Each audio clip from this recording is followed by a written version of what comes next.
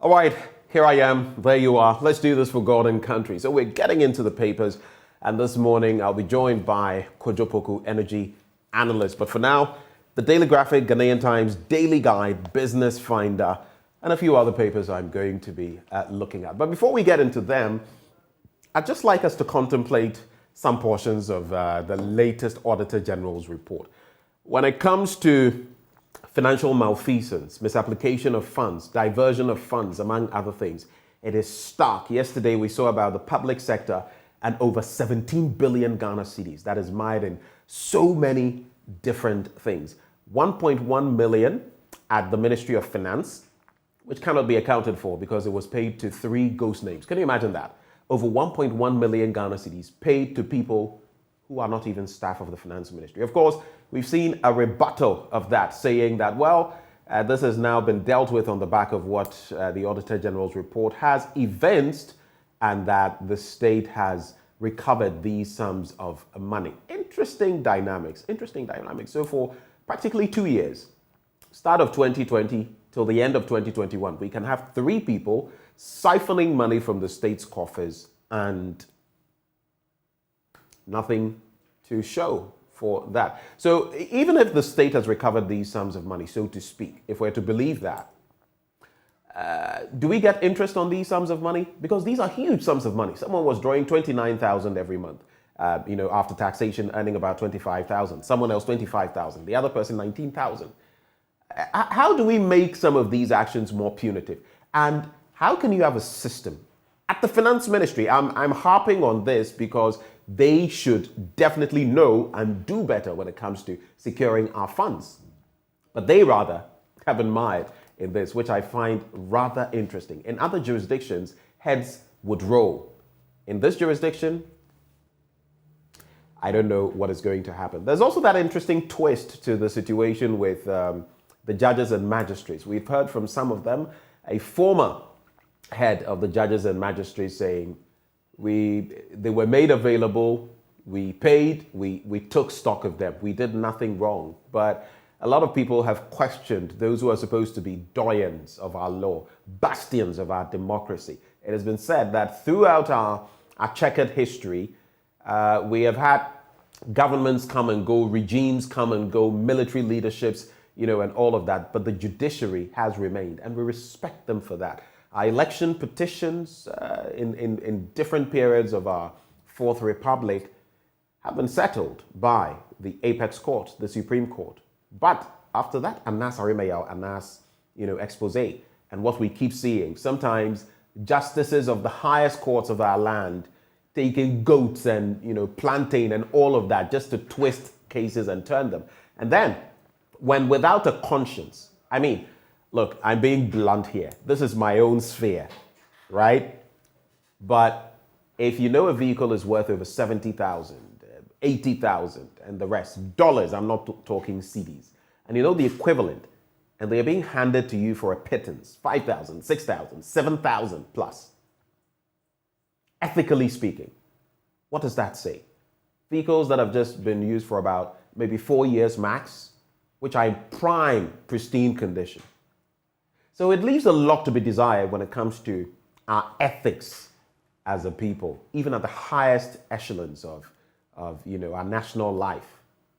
It leaves a whole lot to be desired. But today, one of those we're going to be contemplating right before I get into the papers has to do with our educational institutions as well.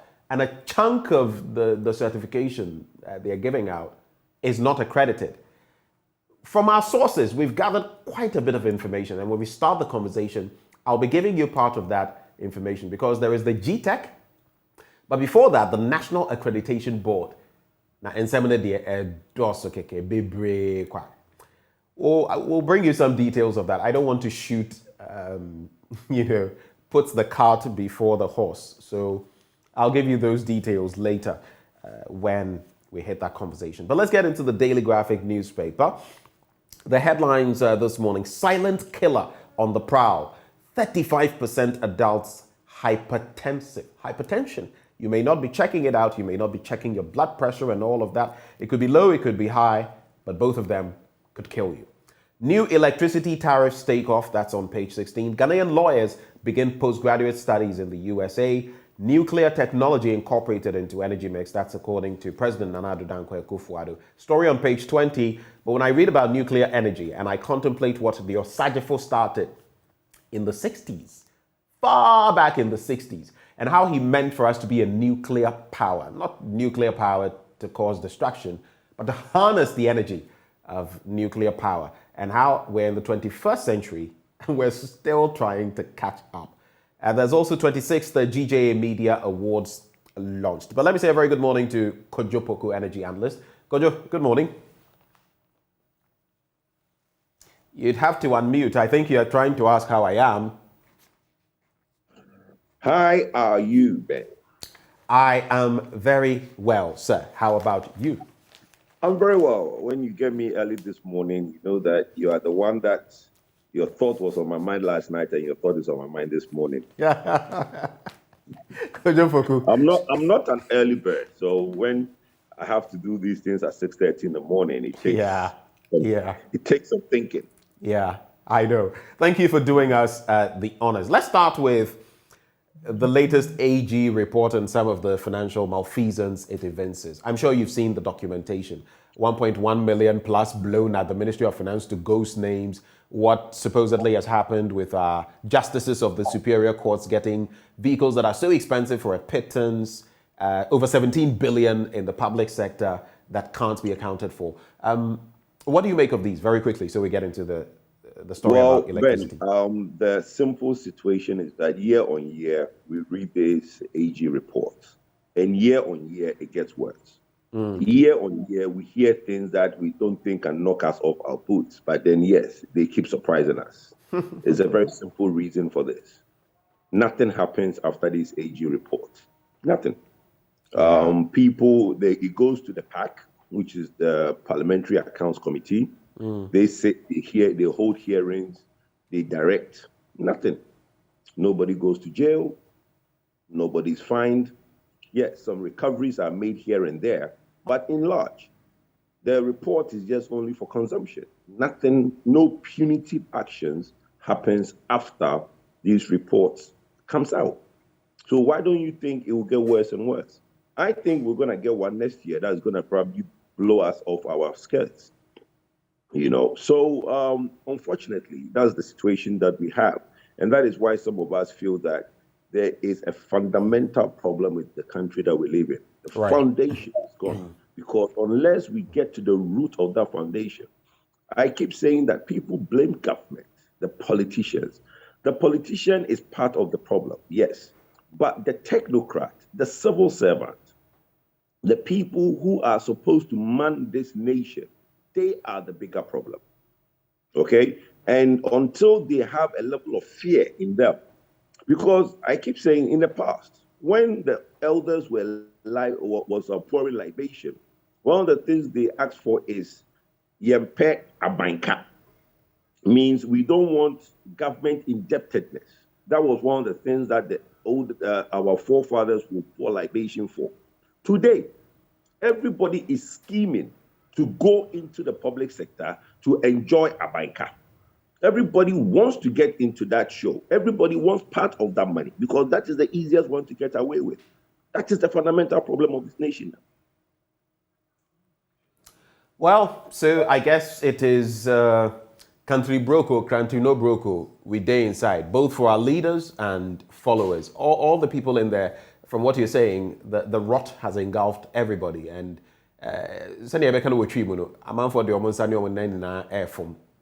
yes, because it's the easiest thing to get away with. Look, like I said, if we had the last year one, I've not really read the report dito, but I've seen the part where some loans have been given to ghost names. I've seen the part where some loans have been given to state-owned enterprises. And, there is a lot going on in the ministries that is not right.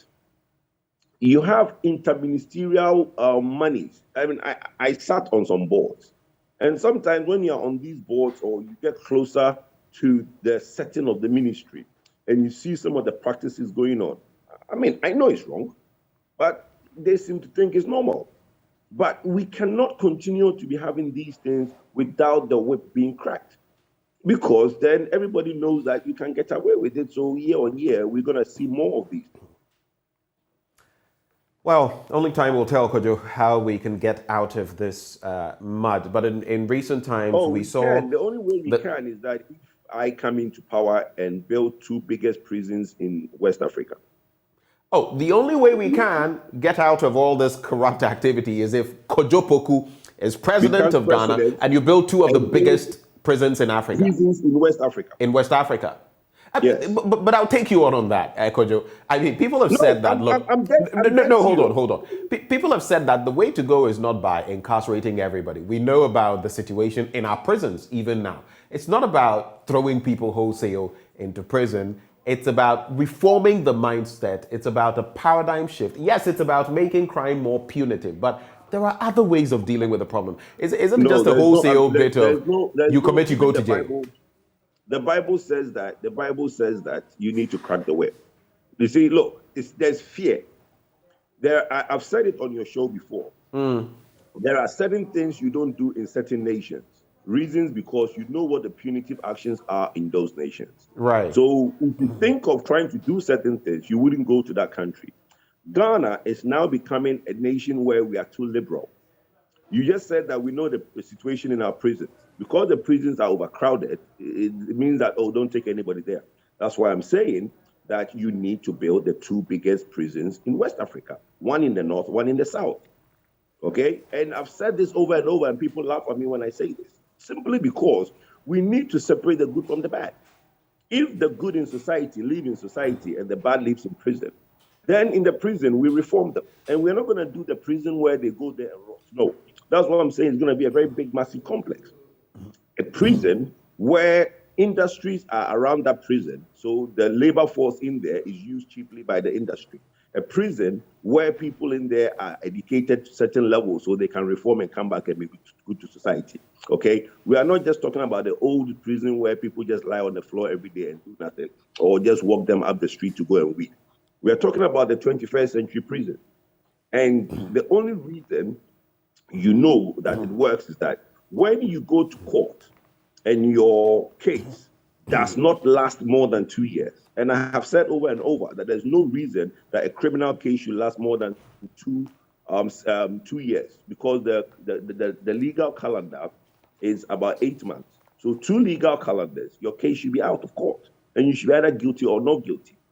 Then shipped out to one of these facilities is the only way we as human beings will learn and change our ways. Nothing else will do anything. Strong thoughts there that you espouse. Finally, finally on this beat. We know that in recent times, the Citizens Coalition, comprising some major CSOs, the CDD, Money Africa, among others, think tanks, as well as individuals as well, have banded together to compel, so to speak, the Auditor General to disallow and surcharge, which we saw often under Daniel Yao Domelevo.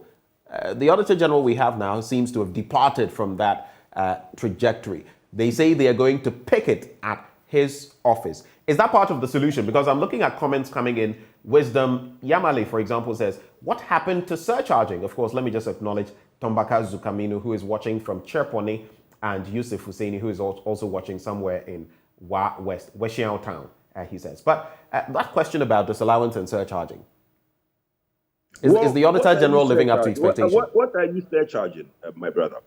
You see, we think that this prevention is better than cure. Yes, but the Auditor General's department doesn't have the preventive or preemptive task, at least per constitutional mandates. It only works post the fact. Right, but then what do they have the prosecutorial powers to surcharge?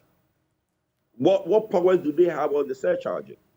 Have we actually enacted any law that allows them to have the legal power to surcharge? I don't know. I mean, that's the question that we should ask. If they are saying they're going to surcharge, the Auditor General, I don't think, has the legal powers to do that. Unless they have been given legal powers, then yes, they can now do it. And if you don't now comply, then it probably has a route where you go to court. But if they don't have it and they say that, oh, we are going to surcharge, how are they going to do that? We Right. have Yoko, we have Chirag, we have all the agencies that are supposed to help us fight some of these things. And the least said about them, the better. Let's do the daily graphic. Two major stories: new electricity tariffs take off, and the 27.15% power tariff increment for the ECG, as approved by the PURC, that is the Public Utilities Regulatory Commission, takes effect from today. With its implementation, however, customers, depending on the category and consumption, will be paying slightly more with the calculations, the inclusion of the statutory charges for VAT, as well as the street lights and the national electrification levies. With the new tariffs, residential customers are the hardest hit, as they will now cumulatively pay 36.12% more for what they consume on 0 to over 600 units. For Lifeline users who consume from 0 to 30 units, their increment is 28.52%, while all commercial consumers of electricity and those within the special load tariff will pay 5% more. You can grab further details on page 16. Of course, we know that Ghana Water Company Limited is yet to give any details concerning its implementation of the new tariff. The second story, I just want you to take a look at the two. Silent killer on the prowl, 35% adults hypertensive. Now, data available to the Ministry of Health indicates that approximately 35% of the adult population of the country is hypertensive, the disease described as a silent killer if not controlled, with many more affected people unaware of their condition or undiagnosed. Hypertension has been identified as the leading cause of premature preventable deaths locally, among other implications, as uncontrolled and undiagnosed hypertension is driving huge numbers of preventable deaths and disabilities. It goes on and on. But, Kojo, when was the last time you gave yourself a full body check, medically speaking? Do you check your blood pressure and stuff like that from time to time? No, I don't. And it's sad.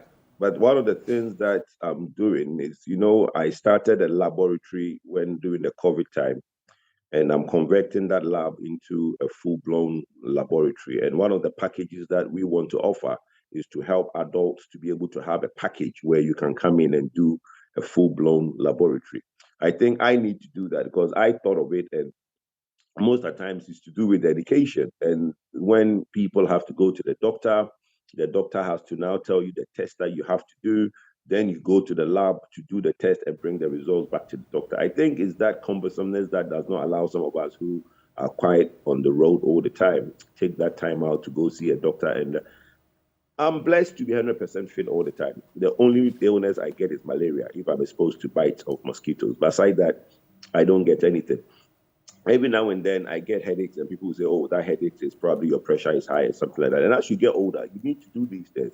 I think some of us who think that we are 100% fit all the time are the riskier ones, because you have less visits to a medical facility, there is no even opportunity for anybody to pick something up. So the day that something is picked up, it becomes a problem. So yes, we all need to take some of these things very serious and be doing the needful. Unfortunately, time doesn't allow me to do it, but it's a good advice for me to start looking into those things. What would you say, though, about the other story, electricity tariffs taking off today and the increments that we're going to be slapped with? Well, we've discussed it over and over. It's a needful, it's a necessary evil. Unfortunately, residential prices go up, but industry gets a reduction. Hopefully, the companies that are going to get reductions of the 90 pesos per kilowatt hour going forward will be able to put that to the savings to good use, be able to employ more youth, and let us be able to solve some of these unemployment situations that we have. These savings that government is giving to industries is doing that because they want industries to get better, not for industry owners to start buying bigger Land Cruisers and V8s. We are thinking that the residential should pay more. If the residential pay more and the industry pay less, because you are gainfully employed, you will now be able to pay your bills. But if these savings being given to the industry and the industry owners are just going to misuse the money and buy things like Land Cruisers and stuff like that, but obviously you will have a cost 90 effect on the unemployed youth. The lifeline has been reduced from 0 to 50 to 0 to 30. It means that it has now brought a lot of customers into the mainstream electricity payers. So in the past, if your units per month was 0 to 50, you're a lifeline customer. Now, you're only a lifeline customer if you're 0 to 30 units a month. That will now, some people need to understand better what where their category is. ECG has brought out a reckoner, and that reckoner I heard is found on their website, and I think with social media, people will be sharing that about. Everybody needs to understand where they fit as customers, whether they are lifeline customers or they are now in the 0 to 300 band. We need to conserve electricity. When you don't use it, turn it off. When you're going to work, make sure you switch quite a number of your plugs off. Conservation will also help us save electricity. All right. On the back page of the Daily Graphic, we're not getting into the story, just by way of information. NADMO cautions residents as dam spillage begins, the Black and White Volta rivers, and of course, it all has to do with the spilling of excess water from the Bagri and Kompienga dams. Let's do the Ghanaian Times newspaper now. It also talks about the tariff hikes, but then there's this one, Dr. Yao Educhum honored by chiefs and people of Bosomtwe. There's also MDAs cannot account for over 1 billion Ghana cedis due to weaknesses, irregularities, and financial administration. Of course, that is also on the back of the latest Auditor General's report. Let's discuss state funding of education. President demands broad national discourse. All of those stories in the Ghanaian Times newspaper. There's also 7 granted 70,000 Ghana cedi bail for allegedly vandalizing NDC Northern Regional Office. The story on page 3, you've seen us bring you snippets of those stories in recent times. And then police investigate death of 2 teenage girls at Okra Kwejo. Now, police in Edukrom have commenced investigations into the deaths of 2 teenage girls at Okra Kwejo in the Okere district in the eastern region. The bodies of the 2 teenage girls were found by the road on Tuesday dawn after the 2 allegedly left their homes to visit their boyfriends the previous night. It is, however, unclear what caused their death, but the 2 who had suffered head injuries were rushed to the hospital where they were pronounced dead on arrival by medical doctors. Sad development there, but the quick thoughts I want you to share on that. In recent times, it's become a trend, Kwejo, where up north, security people in some parts, I think the Upper West region, some parts, those who are what we call watchmen, they are being targeted, killed, sometimes body parts taken empty. Government dashes 3 billion Ghana cedis to staff, of course, dashes in that sense of the word, and it has to do with that latest AG report. And it also talks about the 2 girls found dead after visiting their boyfriends. But some pretty interesting international stories that are followed on the BBC and others, which are here. EU foreign ministers agreed to suspend Russian visa accord, and EU foreign ministers have agreed to suspend a 2007 visa facilitation agreement with Russia over the country's war in Ukraine. Top EU diplomat Josep Borrell announced on Wednesday. They had been tinkering with this, but now they have accepted to actually suspend it. Russia has also shut major gas pipelines to Europe. Again, they claim that there is some, there are some works, maintenance works going on, but we all know better. But the likes of Germany and other European countries have already cut their reliance on Russian gas and all of that, especially ahead of winter, and they are hoping to do a lot more in that respect. South Africa is not xenophobic, that's according to President Ramaphosa. And Raila Odinga's lawyers allege rigging in poll petition. If you've not followed that story, you should. It's getting even more interesting. I'm seeing Kenya doing things that Ghana has not been able to do in terms of being more approachable, if you like, in the legal process, opening up and allowing all things that must be dealt with to be dealt with properly. And finally, on the international front, Trump may have hidden classified files or papers. That's according to officials. And apparently, classified files lie on the floor of Trump's Mar-a-Lago office in the August 8th search released by the Department of Justice. Some interesting international stories I just wanted us to be abreast of. But I don't know whether you have any thoughts on any of these stories I've put out before we wrap. The AIDS numbers. I think the Commission on AIDS should really step up and do a lot more education. We seem to have taken AIDS for granted, but it looks like the numbers are going up. The Commission on AIDS should really step up, and government should make funding available for the education for the youth, because some people were not I mean, you're looking at people who are 18, 20, 22 now. They were not around in the AIDS pandemic. Okay, so there's been a new generation of people that were not around in the AIDS pandemic. AIDS pandemic was really between the late 90s and the early 2000s. And if somebody today is 21, that person might not probably have seen that whole AIDS pandemic that came up into the world. So we need to step up dedication on AIDS. Second comment will be on Russia.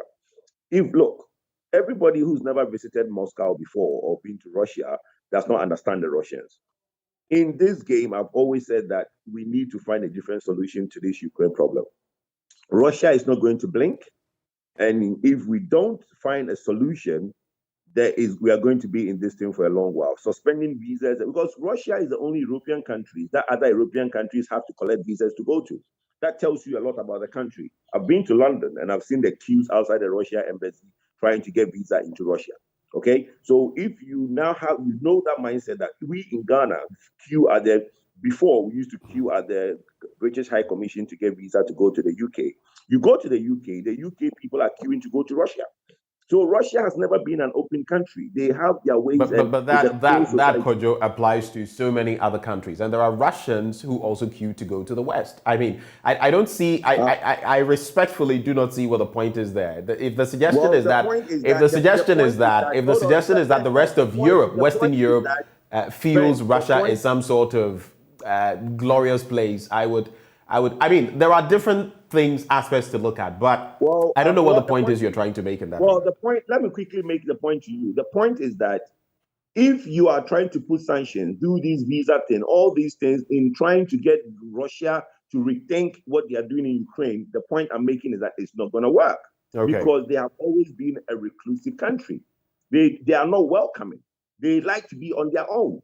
That's the point I'm making. So all these things everybody's doing is not going to let them blink because they don't want you into their country anyway. And we also know that, for example, of course, the sanctions, some of them will bite. It's a two-way thing. So while you're imposing sanctions, there are also some repercussions that your own people will eventually feel. That is realistic. The Business Finder, be part of Tourism Month activities. That story is on page 13. And that will be our final story because the other stories here have already been reflected by the other newspapers. Let me just also do this since I've started today. Clement Opon-Prepa has been watching us live from Tokyo in Japan. How are the Japanese doing? And then there's also P.T. Ambrose, who says he is watching and listening keenly from Tinga.